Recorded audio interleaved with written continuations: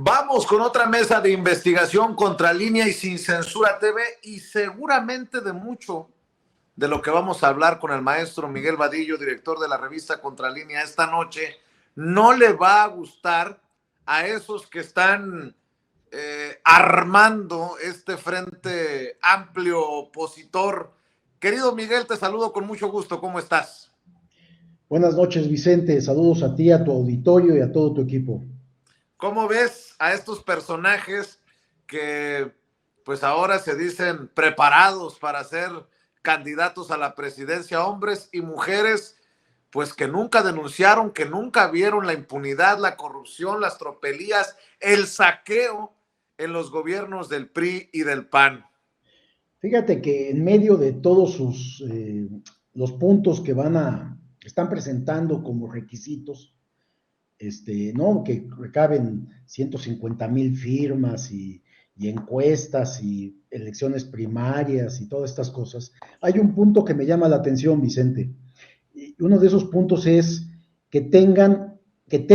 el aspirante, el elegido, el que vaya a ser el elegido, una buena imagen pública.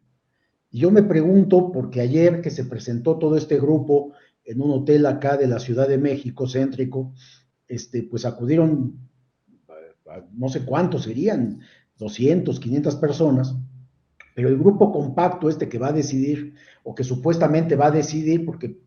todos consideramos que ya está de antemano seleccionado por la cúpula empresarial sobre la clase política. En estas imágenes que sacaron en la televisión, yo los veía tomándose la fotografía y yo iba observando y dije, ¿quién de todos estos hombres y mujeres tiene buena imagen pública? Porque yo como los iba observando, pues yo veía puros expedientes abiertos, algunos hasta con averiguaciones previas, otros con órdenes de aprehensión, por delitos que van desde lavado de dinero, fraudes financieros, evasión fiscal, desvío de recursos públicos y otros delitos, Vicente. Entonces yo dije, me daba risa porque lo primero que pensé, ¿cuántos años de cárcel acumula todo este grupo ahí reunido? ¿Cuántos años de impunidad, de abuso de poder, de tráfico de influencias, de corrupción en general, Vicente? Es impresionante. Y entonces dije, si uno de los requisitos es que tenga una buena imagen pública, por lo menos los que están ahí no van a poder competir, van a tener que buscar a alguien de la sociedad civil a ver si lo encuentran, y que acepte participar como su posible candidato a la presidencia de la República en 2024, Vicente. Por ejemplo, yo preguntaría a Miguel Vadillo, ¿quién de esos hombres y mujeres que ayer estaban en el frente amplio opositor en esta conferencia encabezada por los presidentes del PRI, del PAN y del PRD, quién se ha atrevido a denunciar la mano de García Luna, los beneficios a García Luna, los privilegios de García Luna, hoy tras las rejas en Estados Unidos y declarado culpable de haber pactado con el narcotráfico mexicano cuando fue superpolicía en tiempos de Calderón y desde antes cuando dirigía la AFI en tiempos de Fox? ¿Quién de estos personajes ha denunciado estos contratos de los que nos vas a hablar el día de hoy, querido Miguel, en los gobiernos de Calderón y de Peña Nieto? Porque hay cosas que son ilegales y diría el presidente, hay otras cosas que son inmorales. Pero, a ver, si no sabían, pues son muy tontos. Y si sabían y no denunciaron, pues son cómplices, no hay de otra, Miguel. Sí, no, pero, o sea, no creamos que son tontos, Vicente. Aquí más bien hay complicidad, encubrimiento, hasta participación de algunos de ellos. Y bien decías, porque fíjate que todos estamos enfocando a García Luna en el sexenio de Calderón, y es cierto, pues fue, digamos, una especie de vicepresidente, una especie de el segundo hombre con más poder después de Calderón, aunque tal vez llegó a tener hasta más poder que el propio Calderón, porque también García Luna espió a su propio jefe, Felipe Calderón. Y entonces, pues tiene archivos de todos ellos, pero además Ahí empezaron los negocios de García Luna, a través de 3 empresas concretamente.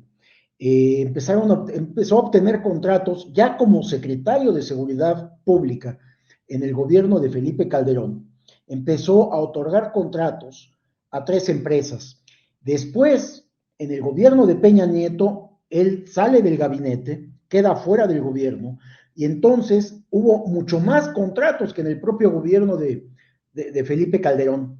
Es decir, las empresas que había constituido, que son 3 concretamente, podemos comentarlas o vamos a comentarlas. Una de ellas es Numba, otra de ellas es Nice Systems, y la otra es la que tiene las siglas de su propio nombre, GLAC, que es García Luna, Asociación Civil. Estas 3 empresas son las que concentran los 650 millones de dólares que habrían sido distribuidos tanto en el gobierno de Felipe Calderón como en el gobierno de Peña Nieto. La mayor parte se dio en el gobierno de Peña Nieto. Y entonces, si uno ve quiénes eran, digamos, los funcionarios de estos gabinetes, pues tenemos que involucra a uno de los más fuertes aspirantes de la oposición para ser el candidato a la presidencia de la República, Santiago Krill Miranda, funcionario público en estos gobiernos panistas. El otro, por el lado del PRI, en el caso de Peña Nieto, pues están ni más ni menos que Miguel Ángel Osorio Chong. De tal manera, y si tú vas buscando también los secretarios de Hacienda de ambos gabinetes, están quienes fueron directores generales de lo que era el CISEN, están quienes fueron procuradores generales de la República, están quienes fueron secretarios de la Defensa de ambos gobiernos, secretarios de la Marina, porque estos órganos, estas entidades públicas, estas dependencias de gobierno, tenían órganos de seguridad nacional también, órganos de vigilancia, de investigación, órganos de inteligencia, de tal manera que todos ellos, Vicente, pues estaban enterados de lo que hacía este ex policía García Luna, actualmente preso, como bien contabas,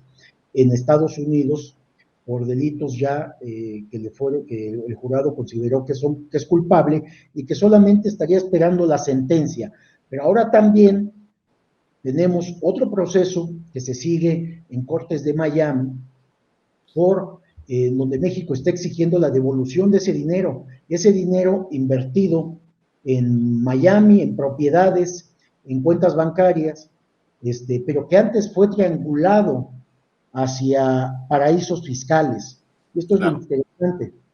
Perdón, Vicente. Sí, oye, Miguel, y me apuras tantito, hay otro aspirante a la presidencia que también está embarrado, Miguel Ángel Mancera, quien fuera jefe de gobierno de la Ciudad de México por el PRD en tiempos en los que Enrique Peña Nieto era presidente de la República, ¿no? Sí, que también dio dinero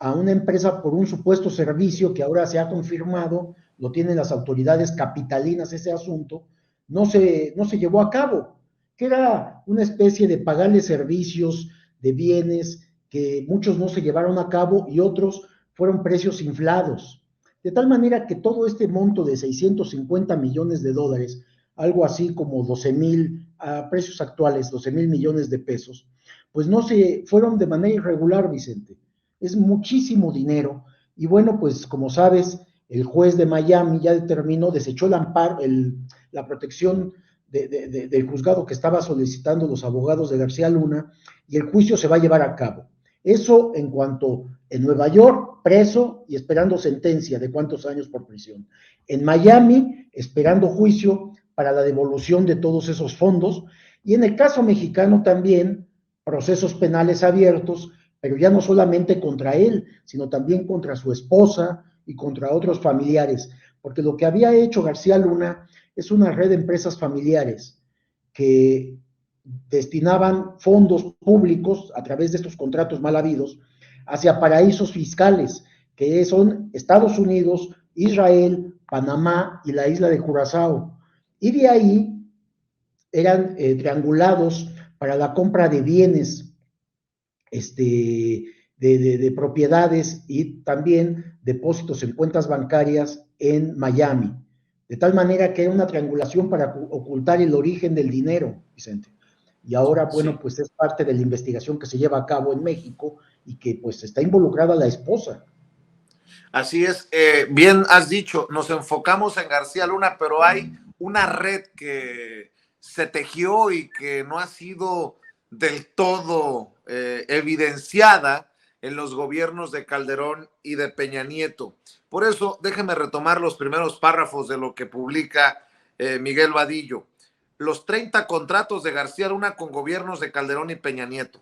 En la red de corrupción y lavado de dinero de Genaro García Luna, tejida cuando ejerció su cargo como secretario de Seguridad Pública Federal en la administración del panista Felipe Calderón y fortalecida después de su salida y durante los 6 años del gobierno de Enrique Peña Nieto, se incluye a un conglomerado empresarial familiar que opera en paraísos fiscales como Estados Unidos, Israel, Panamá y la isla de Curazao, a donde se enviaba el dinero producto de 30 contratos en materia de seguridad nacional y para reclusorios principalmente, con diversos organismos de seguridad pública en México y a partir de los cuales se extrajeron recursos públicos por un monto de 634.6 millones de dólares y 315.2 millones de pesos, sin descontar que continúan las investigaciones porque las autoridades consideran que hubo más negocios sucios. Hasta ahora dichos beneficios mal habidos, descubiertos, fueron utilizados para la compra de muebles e inmuebles en el estado de Florida, principalmente en Miami, y adquiridos mediante triangulaciones financieras en paraísos fiscales para dificultar su rastreo y ocultar su origen ante cualquier posible investigación de parte de las autoridades mexicanas. Uno de esos bienes que acumuló García Luna es el multicitado departamento en la lujosa zona de Miami, en la dirección 495 Brickell Avenue y a escasos 23 kilómetros en The St. Regis Ball Harbor Resort. Están también los 3 departamentos de lujo que la policía de Andorra ubica como propiedad del político priista tabasqueño Roberto Madrazo Pintado y que se los había otorgado el abogado preso Juan Collado, aunque según Madrazo los departamentos son de su hermano Sergio, producto de una transacción que hizo con el abogado de Carlos Salinas y Enrique Peña Nieto. Por conducto de la Unidad de Inteligencia Financiera, la Secretaría de Hacienda y Crédito Público identificó la red de corrupción de García Luna, su forma de operación, los montos y la ruta que siguieron los recursos. Esta intensa investigación que ocupó el trabajo de auditores, especialistas financieros y abogados involucró inicialmente una lista de 8 personas y 44 empresas cuyas cuentas bancarias habían sido bloqueadas por participar en esta confabulación y denunciadas penalmente ante la Fiscalía General de la República desde el 24 de diciembre de 2019. Y tú tienes esa lista precisamente de contratos, Miguel, y como en el narcotráfico, lo voy a poner como ejemplo porque el personaje además lo amerita, García Luna. Como en el narcotráfico, para que funcione la red, tiene que haber complicidades. Y aquí hay que seguirle escarbando para que salgan los cómplices, todos los cómplices a la luz, Miguel Vadillo. Sí, exactamente, como mencionas. Mira, los 8 que están involucrados en esto que acabas de mencionar es Genaro García Luna, su esposa Linda Cristina Pereira, está el empresario Mauricio Samuel Weinberg López, Jonathan Alexis Weinberg Pinto, y también está Silvia Donna Pinto de Weinberg, está Nathan Wansier Taub, está José Francisco Niembro González, y está Marta Virginia Nieto Guerrero de Niembro. Ellos son los que habrían operado toda esta red de empresas para triangular dinero público a través de contratos mal habidos, muchos de ellos no se realizaron, otros a precios muy elevados, todos por millones de dólares. Es impresionante cuando uno ve la lista, y concretamente fueron entregados a estas 3 empresas que mencionábamos, que es Night System Ltd, la otra empresa que se llama Numbab, y también la empresa GLAC, que esa es directamente, aparece García Luna como propietario, junto con su esposa y algún otro familiar de García Luna o de su esposa. Entonces, esto es lo que hacían, o sea, todo esto ya está tan armado en el caso mexicano, que son las pruebas que se llevaron a la Corte de Miami, y el juez, al ver tanta evidencia tan clara de cómo se hicieron las cosas, pues decidió no otorgar no desechar la denuncia mexicana, porque también los Estados Unidos esperan que parte de ese dinero se quede allá, Vicente. Por supuesto, por los acuerdos que hay, seguramente va a ocurrir esto, se repartirán el dinero, pero sí hablamos de algo así como 12,000 millones de pesos, que es mucho dinero. Y lo más grave ya, Vicente, como habíamos comentado en otro momento, es que todo este proceso ya involucra directamente a la familia de García Luna. Y es ahí lo que comentábamos, que él tendrá que tomar una decisión en ese sentido.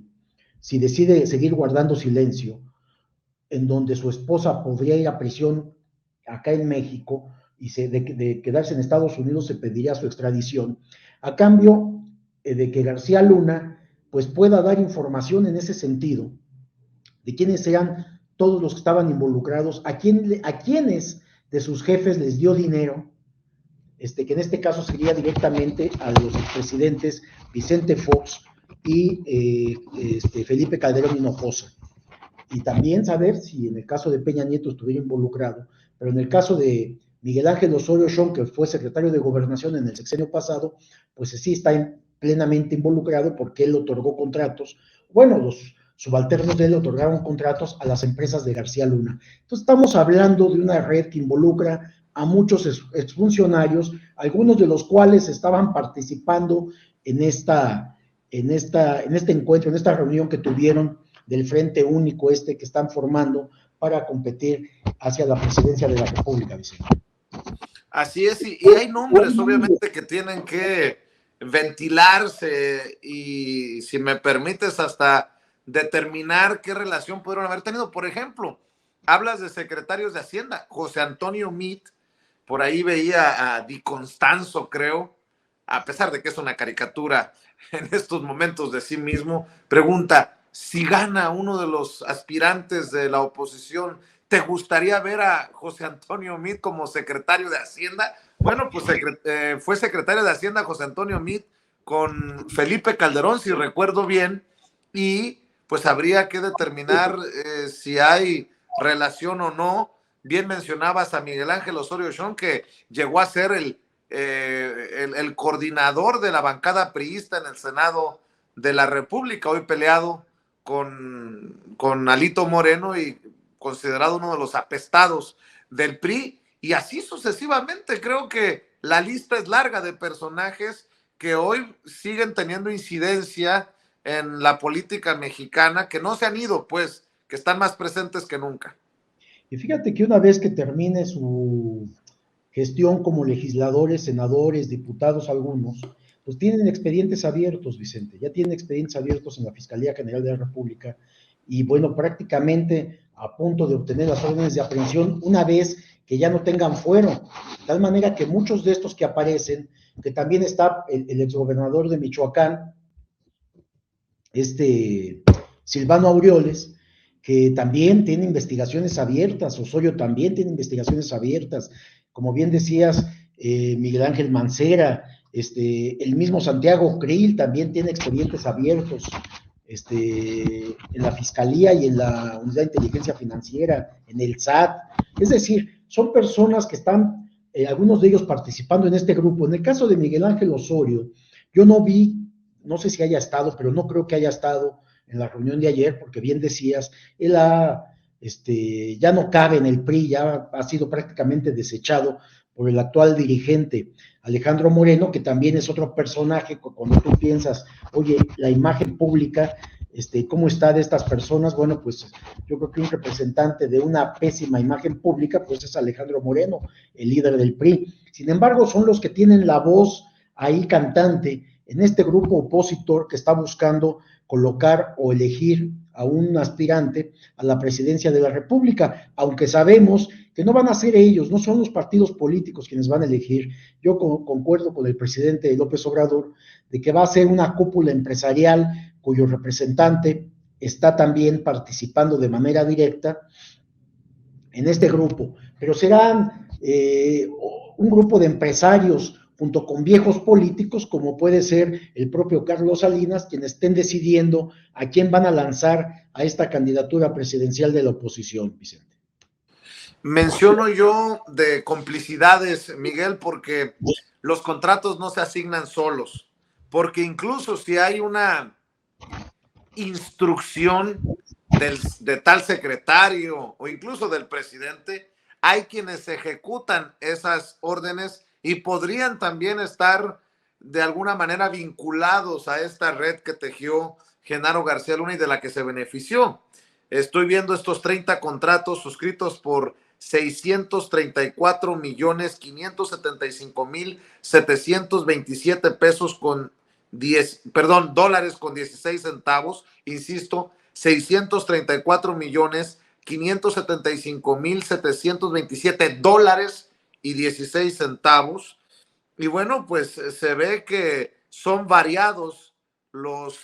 contratos, que no es solamente por alguna razón, no solamente son para, por ejemplo, el servicio de diseño, arquitectura del sistema de rastreo de localización para la Policía Federal, sino que también están relacionados a los centros federales de readaptación social, como este que ya hemos mencionado en alguna ocasión en esta mesa de investigación contra Líneas Sin Censura, el caso de Papantla, Veracruz, querido Miguel, que tuvo un monto de 10,36,995 dólares. No estamos hablando de cacahuates, pues estamos hablando de un dineral en estos 30 contratos, y algunos se preguntarán, pero ¿cómo es que se logró tejer? Pues es el espía por excelencia del CISEN, producto del CISEN, Genaro García Luna. Tan es así que, con mucho respeto lo voy a decir, tuvo la sangre fría su esposa Linda Cristina Pereira para subirse al banquillo de los testigos allá en el juicio contra Genaro García Luna en Nueva York, y la vimos y la escuchamos cómo hablaba de que básicamente sus casas las compraron con el sudor de su frente, con préstamos hipotecarios, préstamos bancarios, y hasta hablaba de una humilde papelería y un humilde restaurante para poder hacerse de sus bienes. Pero bueno, solo por no dejar pasar la anécdota, porque para muchos fue una anécdota, ver a Cristina Pereira, quien también tiene formación en el CISEN, subirse a declarar inexactitudes, por lo menos en el caso que se le seguía, en el juicio que se le seguía a su esposo Genaro García Luna, Miguel. Sí, mira, muchos de parte de estos contratos fueron otorgados por la Secretaría de Seguridad Pública, otros fueron otorgados por la Dirección de Control de Sentenciados en Libertad del órgano administrativo desconcentrado, Prevención y Readaptación Social, muchos pertenecen al CISEN de manera directa, el CISEN contrataba a estas empresas también, otros son la Policía Federal de manera directa. Y esto que hablabas de reclusorios era a través de esta dirección de control de sentenciados, de prevención y readaptación social, los que otorgaron los contratos. Ahora uno se pregunta, Vicente, ¿por qué estas tres empresas cobraban en dólares? ¿Por qué los contratos, si los estás haciendo en México, se tuvieron que pagar en dólares y no en pesos mexicanos? Porque yo creo que estas empresas, incluida la de donde está García Luna y aparece como el dueño de esta empresa GLAC, y en las otras que está involucrado también, estas tres empresas solamente eran una especie de intermediarios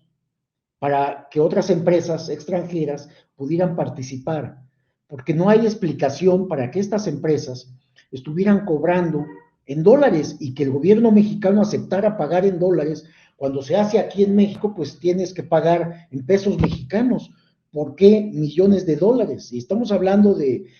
80, 100 millones de dólares, de cantidades estratosféricas por sistemas de seguridad, de intervenciones telefónicas, sistemas de control y vigilancia con cámaras, o sea, son cifras que no concuerdan con la realidad, o sea, están muy, muy infladas. Por ser asuntos de seguridad nacional, pues no se licitaba, Vicente, que es otro de los puntos. todo lo que se otorgaba en estas áreas de gobierno y que lo hacía Gobernación directamente, eran consideradas de seguridad nacional, entonces eran contratos asignados de manera directa a estas tres empresas principalmente y vinculadas todas a García Luna, es decir, había una complicidad de los titulares de Gobernación y de la misma Secretaría de Seguridad Pública con las empresas de García Luna para otorgar unos contratos primero en dólares y después asignarlos de manera directa, es decir, sin que hubiera licitación de por medio. Y entonces podían poner el precio que quisieran y supongo que además este dinero que era triangulado, como veíamos, a estos paraísos fiscales y luego enviado parte de este dinero a Miami, también parte de ese dinero debió de haber sido entregado a todos estos exfuncionarios a manera de sobornos. Son las investigaciones en las que están todavía las autoridades, tanto de la Fiscalía General de la República como la Unidad de Inteligencia Financiera y el propio SAT, para saber si todos estos funcionarios que hemos mencionado, exfuncionarios que hemos mencionado, algunos ya como legisladores, recibieron parte de este dinero a manera de sobornos por los contratos que asignaron, Vicente. Sí, y hay otro tema que me gustaría abordar, si me permites, Miguel, en esta mesa de investigación, que es un tema candente por los personajes que se han aglutinado en este frente amplio opositor, que es este tema del que seguramente saldrán chispas. Las situaciones fiscales, los dineros que deben de pagar los potentados, los machuchones, y que pelean muchas veces en tribunales para no pagar. Está el caso de Salinas Pliego, aquí está el caso de FEMSA. Pelean SAT y FEMSA impuestos por 3.500 millones de pesos. ¿Quién encabeza el Frente Amplio Opositor? Claudio X González, uno de los beneficiados, de los privilegiados de precisamente el trato con el poder en los sexenios pasados. Déjame leer como contexto para la audiencia de Sin Censura y de esta mesa de investigación contra Líneas Sin Censura, Miguel. La Secretaría de Hacienda y Crédito Público lleva a cabo revisiones a grandes contribuyentes que obtienen ingresos a través de empresas en el extranjero identificadas como ente transparente fiscal en el extranjero y con ello pretenden evadir el pago de impuestos. Sin embargo, dichos consorcios empresariales tienen prohibiciones legales para acumular dichos recursos al resto de sus ingresos a fin de determinar su resultado fiscal. Un ente transparente fiscal es aquel que no es residente fiscal para efectos del impuesto sobre la renta, el ISR, en el país o jurisdicción donde se constituyó, ni donde tenga su administración principal de negocios o sede efectiva. Por ende, sus ingresos son atribuidos a sus miembros, socios, accionistas o beneficiarios. Bajo esos argumentos, la autoridad hacendaria considera que el corporativo refresquero Fomento Económico Mexicano, SABDCB, FEMSA, es un contribuyente que tiene relación comercial con la transnacional FS Equity Investments Ontario LP, un consorcio claramente identificado como un ente transparente fiscal constituido en Canadá. El presidente de FEMSA y también de tiendas OXXO, estas que no pagaban la luz que consumían día y noche porque eran subsidiadas mediante argucias legales, es José Antonio Fernández Carvajal, conocido como el Diablo Fernández, un empresario de Nuevo León, y al igual que el Junior Claudio X González, uno de los principales opositores del presidente Andrés Manuel López Obrador, porque a partir de que asumió el gobierno en 2018, ha obligado a los grandes contribuyentes a pagar los impuestos que por ley están obligados a cumplir sus obligaciones fiscales, lo cual ha enojado muchísimo pues a todos estos demonios. Ya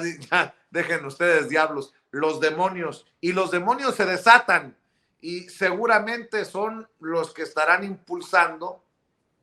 con mucho dinero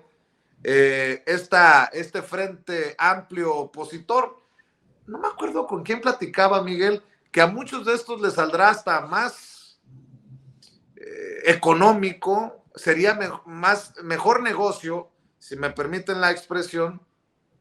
impulsar un cambio de rumbo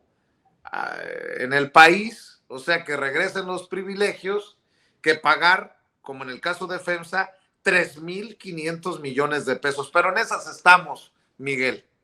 Sí, efectivamente, como lo mencionas, este empresario de Monterrey, de Nuevo León, dueño de FEMSA y de tiendas OXXO, o principal accionista, es uno de los más acérrimos enemigos del actual gobierno, porque ahora, precisamente como lo estamos planteando en esta información, pues está peleando el no pagar impuestos. Y no hablamos de cualquier cantidad, Vicente. Como bien lo mencionabas, es una cantidad bastante considerable, 3.535.746.654 pesos. Es decir, él, a través de esta explicación que comentabas del ente transparente fiscal en el extranjero, pues él estaba asociado con empresa extranjera canadiense precisamente para evadir el pago de impuestos. Pero la autoridad, el SAT concretamente, la Secretaría de Hacienda, pues ha hecho revisiones ya a sus cuentas y sostiene que él no pagó el ISR de estos impuestos por esta cantidad de impuestos, de tal manera que lo está obligando a pagar y el asunto se está discutiendo en tribunales, concretamente en el Tribunal Federal de Justicia Administrativa, es el que lleva esta causa, que es relevante. Voy a leer este pequeño dato. Esa relación comercial que tiene FEMSA, la empresa de este empresario Fernández Carvajal, en sociedad con esta empresa canadiense. La Secretaría de Hacienda pues le practicó una revisión de gabinete y concluyó que no pagó estos impuestos por 3.535 millones de pesos, que son los ingresos obtenidos a través exactamente de esta empresa extranjera, pues al estar sujeto a un régimen preferente, dice el SAT, no debió acumularlos al resto de sus ingresos a fin de determinar el resultado fiscal consolidado. Esta parte de la consolidación de los impuestos de la que habló el presidente hace unos días también, sino que debieron pagar los impuestos respectivos de tales ingresos en forma independiente y con ello, pues ya evitar que estén evadiendo los impuestos. Esta parte del fisco, como hemos visto, es una de las cosas que al sector empresarial pues los ha vuelto locos, porque desde que entró el actual gobierno, pues ha obligado a muchos empresarios a pagar impuestos, les ha hecho auditorías se han eliminado los perdones fiscales, que bajo muchas modalidades y muchos nombres, concretamente eran perdones fiscales para grupos empresariales, corporativos, no solamente de México, sino también del extranjero. Era una especie de paraíso fiscal lo que teníamos en México con los gobiernos priistas y panistas, en donde los secretarios de Hacienda, fíjate nada más, por instrucciones de los presidentes, pues otorgaban el perdón a sus amigos empresarios, les permitían no pagar impuestos, algunos cero impuestos y otros en cuestiones más graves, Vicente, que hemos documentado nosotros en Contralínea, más graves, no solamente no pagaban impuestos, sino que además muchas empresas solicitaban devolución de impuestos, es decir, devolución de dinero que nunca habían pagado. No solamente no pagaban impuestos, sino que además dinero público, dinero del erario, les era entregado a estas empresas sin haber pagado un solo impuesto. Es decir, había unas tranzas en la Secretaría de Hacienda, en gobiernos del PAN y del PRI, que no se explica si no es mediante actos de corrupción, porque entonces ese dinero, primero los impuestos que no se pagaban y otros, la devolución de impuestos que no tenían sentido ni razón de ser, pues eran distribuidos entre funcionarios públicos y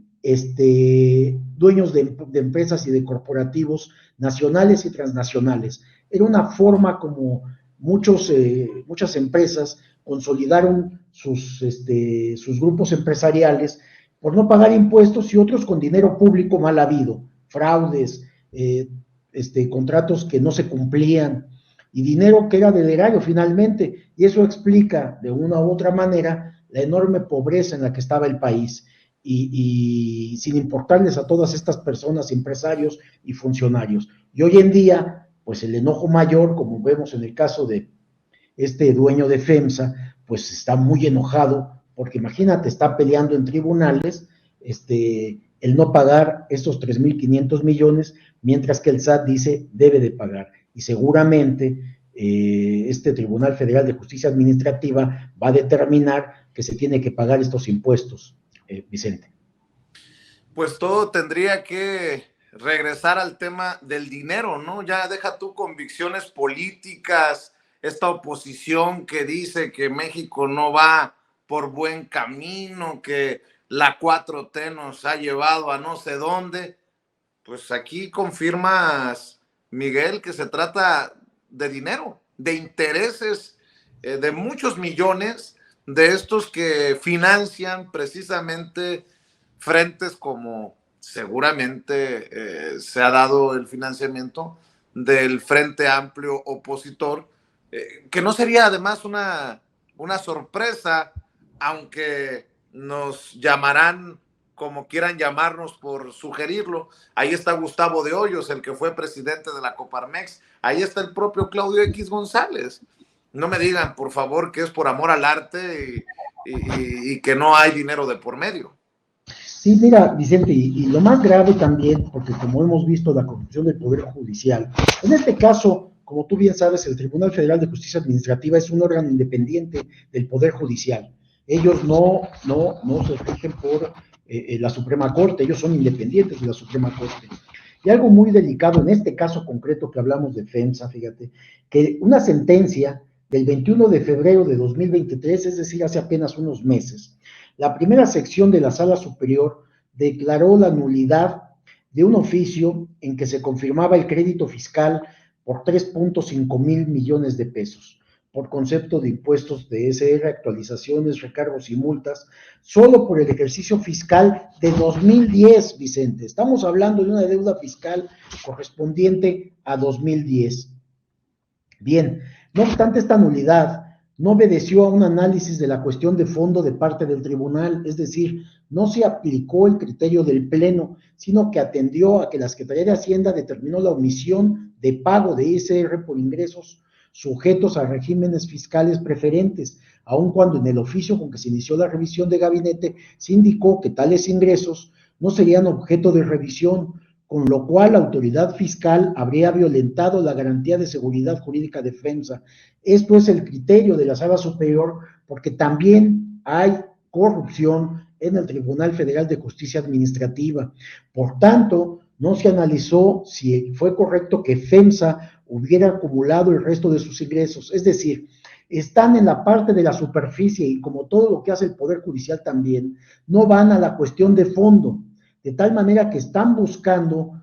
salidas legaloides para evitar que FEMSA pague estos impuestos, de tal manera que la sentencia emitida por el Pleno de la Sala Superior está en proceso de notificación por boletín jurisdiccional a las partes, es decir, estamos hablando de un tema que está en este momento muy candente en el Tribunal Federal de Justicia Administrativa y en consecuencia no se advierte aún. Esto pues tendrá que ser impugnado por el SAT vía juicio de amparo o recurso de revisión, lo cual tendría que hacerse para evitar la evasión fiscal por parte de FEMSA. Aunque creeríamos que el tribunal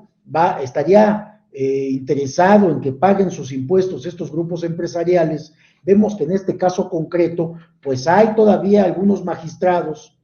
tanto de sala superior como de otras salas, pues que están tratando de encubrir y proteger a este grupo empresarial de FEMSA, que es la Coca-Cola concretamente, ¿no?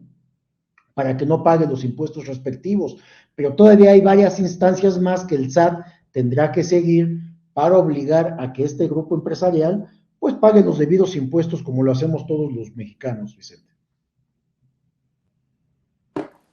Y si bien es cierto, Miguel, hay casos diferentes y las circunstancias podrían también ser diferentes, no sería el único gran caso en el que se busca recuperar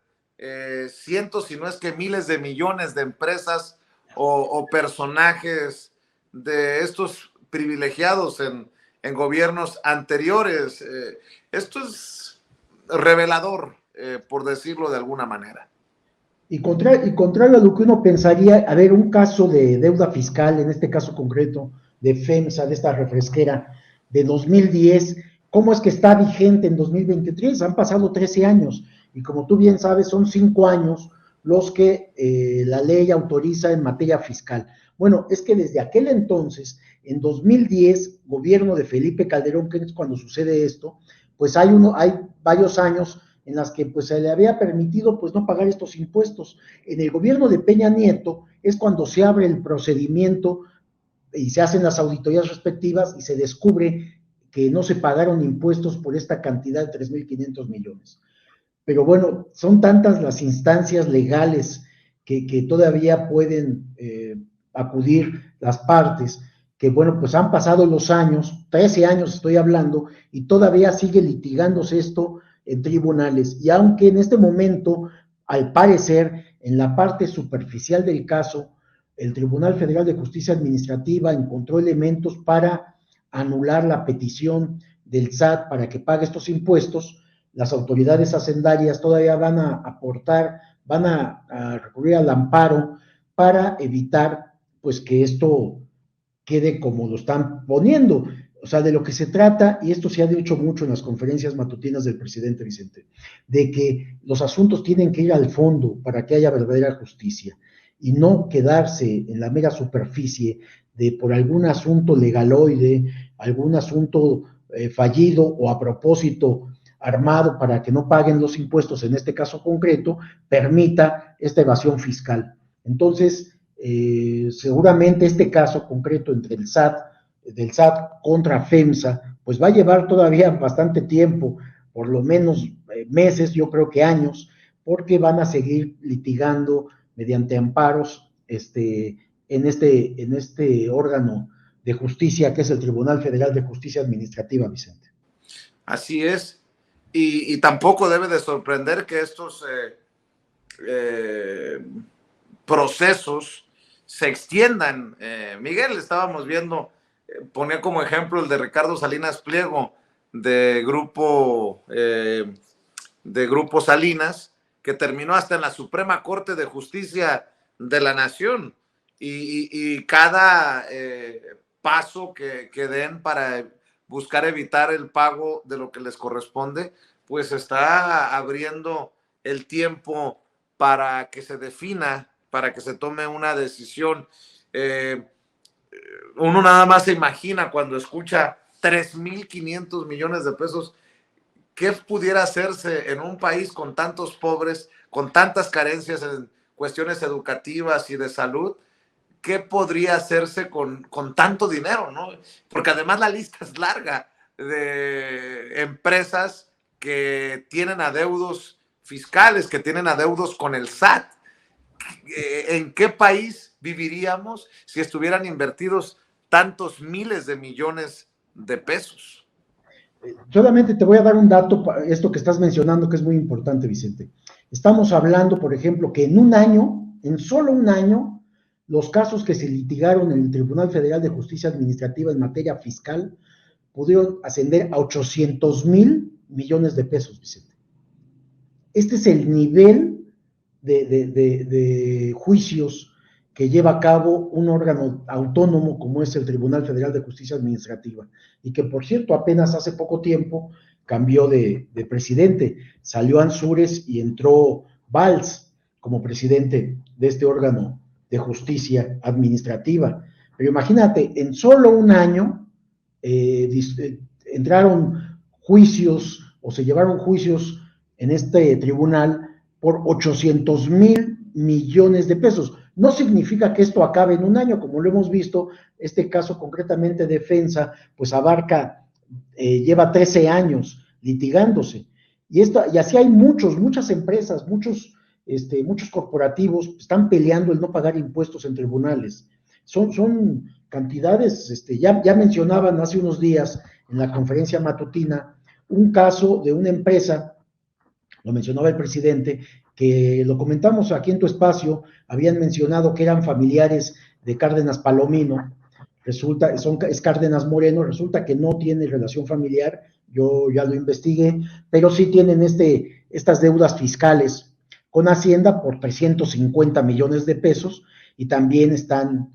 litigando esto pues para no pagar estos impuestos, aunque en el caso de la Suprema Corte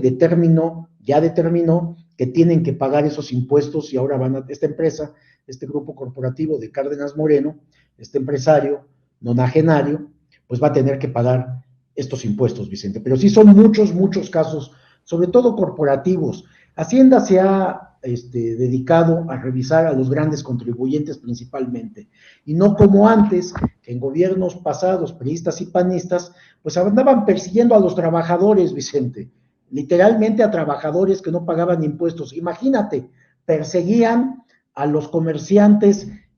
ambulantes que están en las calles, habían creado hasta reglamentos para obligar a quien vende elotes, tacos en puestos, en semipuestos, tamales en la calle, para que pagaran sus impuestos, mientras a los grandes corporativos les perdonaban y les condonaban impuestos por miles y miles de millones de pesos, Vicente. Miguel, nada más para cerrar esta mesa de investigación, hay que estar al pendiente, regresando al tema del Frente Opositor Amplio, de los dineros con los que van a financiar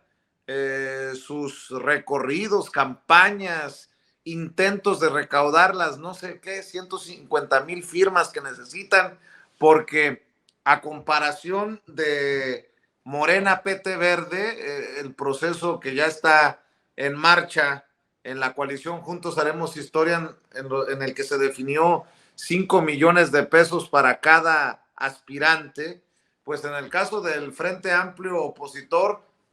como copia chafa del proceso de Morena PT Verde, tengo entendido, salvo que tú tengas otra información, que no se definieron